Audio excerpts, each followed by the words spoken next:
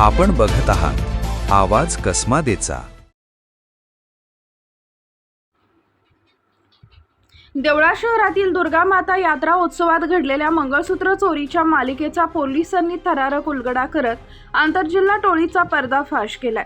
या कारवाईत आतापर्यंत 5 आरोपी निष्पन्न झाले असून त्यापैकी 3 जणांना छत्रपती संभाजीनगर येथून अटक करण्यात आली आहे। स्थानिक गुन्हे शाखा आणि देवळा पोलिसांच्या संयुक्त कारवाईमुळे यात्रेत घडलेल्या या मोठ्या गुन्ह्याचा छडा लागलाय। रविवारी 19 एप्रिल रोजी सायंकाळच्या सुमारास दुर्गा माता यात्रेत मोठी गर्दी उसळलेली असताना चोरट्यांनी या संधीचा फायदा घेत महिलांना लक्ष्य केले।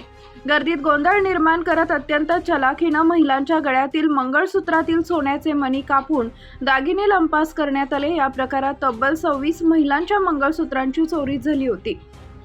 चोरीस गेलेल्या दागिन्यांचे एकूण वजन सुमारे 9 तोळे 15 ग्रॅम असून त्यांची किंमत अंदाजे 10 ते 12 लाख रुपये इतकी असल्याचं समोर आलंय। या घटनेनंतर संतप्त महिलांनी मोठ्या संख्येने देवळा पोलीस ठाण्यात धाव घेत तक्रारी दाखल केल्या।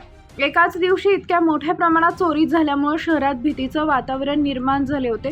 पोलिसांच्या सुरक्षा व्यवस्थेवरही नागरिकांनी प्रश्नचिन्ह उपस्थित केले।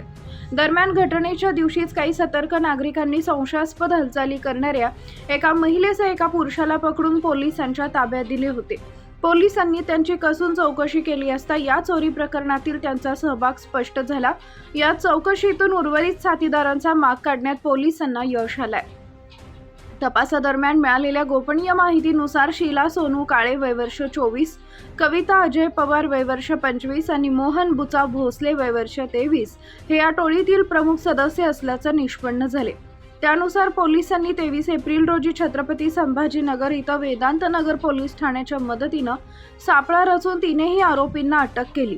चौकशीत त्यांनी गर्दीचा फायदा घेत महिलांचे मंगळसूत्र हिसकावल्याची कबुली दिल्याची माहिती समोर आली आहे। या कारवाई दरम्यान पोलिसांनी MH23 AS 7793 क्रमांकाची Swift Dzire car, 5 mobile phone आणि 44,500 रुपयांची रोख रक्कम असा मुद्देमाल जप्त केलाय।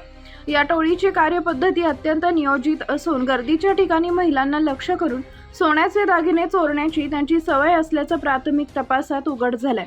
या यशस्वी कारवाईमुळे देवळा शहरात समाधान व्यक्त केलं जात असून नागरिकांचा पोलिसांवरील विश्वास अधिक दृढ झालाय। दरम्यान या प्रकरणात आणखी काही आरोपींचा सहभाग असण्याची शक्यता पोलिसांनी वर्तवली असून पुढील तपास सुरू आहे।